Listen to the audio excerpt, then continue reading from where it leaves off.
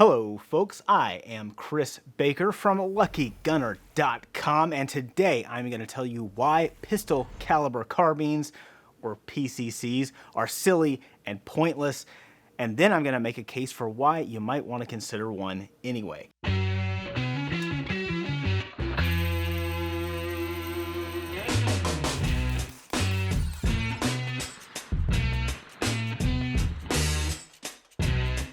In our last video, we looked at the basics of terminal ballistics and a huge gap in effectiveness between rifle and pistol cartridges.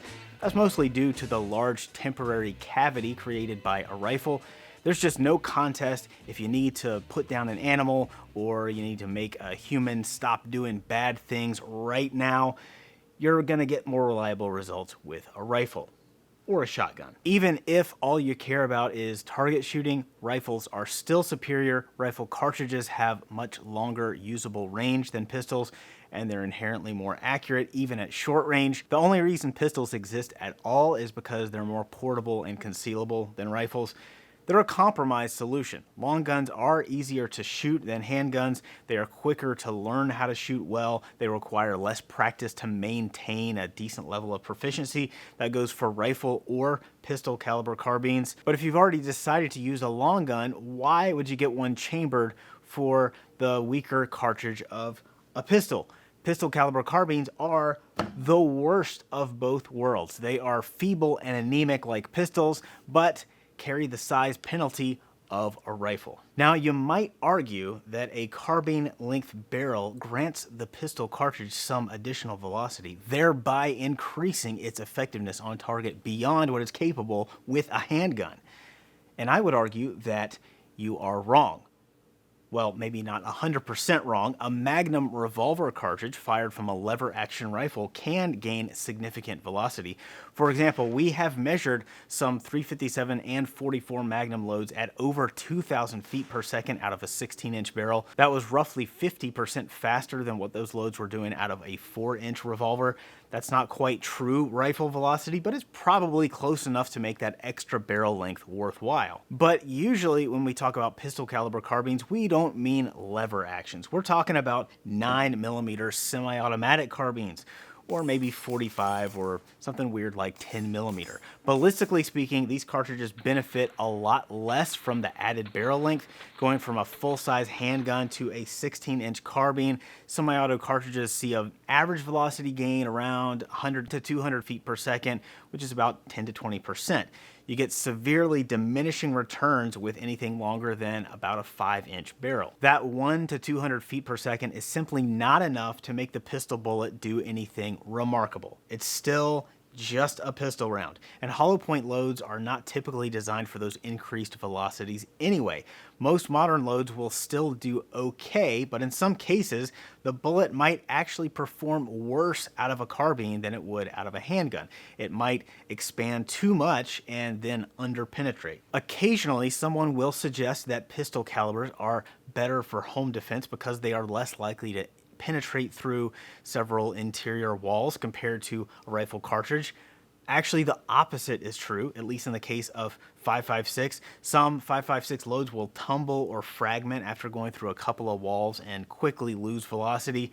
Most pistol bullets will sail right through 10 or more layers of sheetrock before stopping. Any projectile that is capable of reliably stopping a human attacker will also penetrate at least 2 or 3 interior walls, and of course that's enough to be a danger to anyone else in your home. There are other ways to mitigate that risk besides ammo selection, but if wall penetration is a major concern, a pistol caliber is among the worst possible options. So, why do pistol caliber carbines even exist at all? We've got a plethora of AR, AK, and other carbines chambered for intermediate rifle cartridges like 5.56 NATO, 7.62x39, and 300 Blackout. They are affordable and come in all shapes and sizes. They have proven time and again to be more effective on target than anything chambered for a pistol cartridge. What good is a PCC other than as a range toy? Well, terminal performance isn't everything. What PCCs lack in that department, they make up for in several other areas. Today, I'm going to focus on 4 of those advantages. First, it costs less to feed a pistol caliber carbine. Right now, 223 range ammo costs roughly 75% more than 9mm. Of course, ammo prices fluctuate quite a bit over time, so that price difference might grow or shrink. But historically, 9mm has always been at least a little bit cheaper. Depending on how much you shoot or want to shoot, that might be a major advantage. Advantage number 2. Pistol caliber carbines are less noisy. This is an easily overlooked advantage. It might even seem like a non-advantage, assuming you always wear proper hearing protection at the range. But less noisy guns have a few side benefits. Intermediate rifle cartridges, especially 5.56, deliver very little felt recoil to the shooter's shoulder. The difference between an AR and 5.56 and a 9mm carbine is negligible. However, 5.56 is much louder, and that can create the perception of recoil, especially for a novice shooter or for anyone shooting at an indoor range. Even with decent hearing protection, it's a less pleasant experience, and it has the potential to induce a habitual flinch response. I also would not totally disregard the advantages of using a quieter gun in a home invasion emergency. If you've ever been exposed to gunfire indoors without hearing protection, you know that any caliber is extremely loud. Under life-threatening stress, you may experience the phenomenon known as auditory exclusion. That's where the gunshots will sound muted, or you may not notice any noise at all. But whether or not you're conscious of it, that noise is 100% guaranteed to permanently damage your hearing, possibly severely. Exposure to loud noises does not affect every individual the same way. A mild case of noise-induced hearing loss and tinnitus might end up being merely inconvenient. A moderate case will cause a significant reduction in your quality of life. It's a gamble, but the less loud gun will tip the odds in your favor a little bit. I'm not saying it's the first thing you should consider when choosing a gun for home defense, but it's probably worth factoring in. Of course, if you really want to avoid damage to your hearing, you can always keep a set of electronic earmuffs next to your gun and hope that you have enough time to put them on. Or if they are legal in your state, you could use a silencer. That opens up a whole can of worms about how a silencer might be perceived by law enforcement or prosecutors or juries, and that's a discussion for another day. We're still on advantage number 2. All of that falls under the heading of less noisy. So let's move on to number 3. And I kind of alluded to this one a minute ago. Pistol caliber carbines are more shooting range friendly, especially indoor shooting ranges. That's partly because of the noise thing. Nobody likes to be next to the guy shooting 5.56 or an AK at the indoor range. Because of that, and I am sure other reasons, lots of indoor ranges prohibit the use of rifle cartridges altogether. I have seen some outdoor ranges that also allow only pistols and shotguns or restrict rifles to certain designated areas.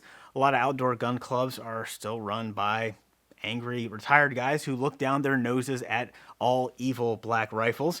But usually if they have an area where pistols are allowed, pistol caliber carbines will get a pass. I know plenty of shooters who own rifles but have had a really hard time finding a range where they're actually allowed to shoot them.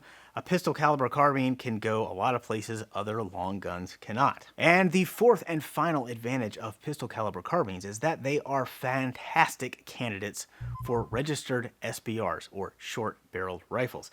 Thanks to the ATF, the pseudo SBR pistol brace party is over, so this might not have as much appeal as it did a couple of years ago, but if you're willing to jump through the hoops and get a tax stamp, SBRs still have advantages. They're more portable, more maneuverable indoors, they balance better with a suppressor attached. SBR barrel lengths typically range from around 8 to 12 inches.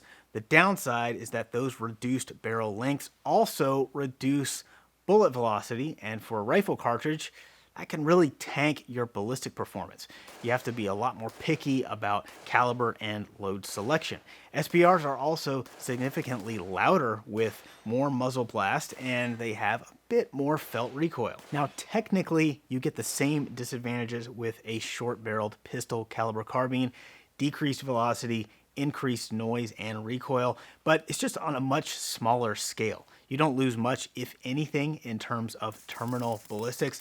the bullet will actually be closer to the velocity window it was designed for. You can go all the way down to a 5-inch barrel without giving up much.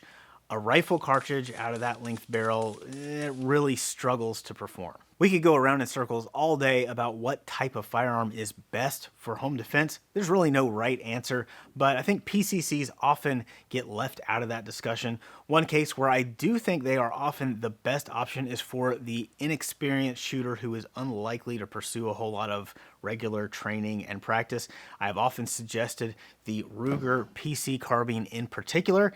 It's not necessarily the best PCC on the market, but it's affordable, reliable, it's easy to use, and widely available. By the way, one other advantage that I didn't really talk about is that pistol caliber carbines are a whole lot of fun to shoot.